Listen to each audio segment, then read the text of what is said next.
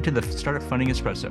I'm Hall T. Martin, where we talk about how to raise funding and invest in startups and the time it takes to drink an espresso. If you have a question about startup funding or investing, please go to the website, startupfundingespresso.com, and type in your question into the chat bot in the lower right corner to receive an answer. I hope you enjoy this episode. Hello, this is Hall T. Martin with the Startup Funding Espresso, your daily shot of startup funding and investing.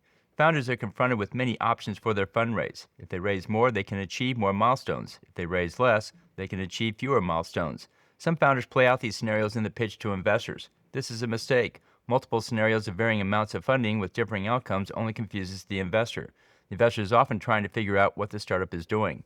Adding complexity with several fundraise options only makes the process harder. It's best to choose a fundraise amount and decide what can be done with it. Present this to the investor. If multiple investors indicate this is not the best path forward, then consider changing it. It's okay to have multiple versions of the pitch, each geared to a different investor type.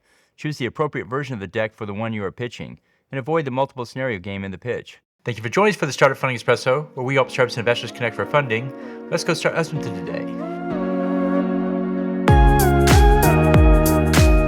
Hall T. Martin is the director of Investor Connect, which is a 501c3 nonprofit dedicated to the education of investors for early stage funding.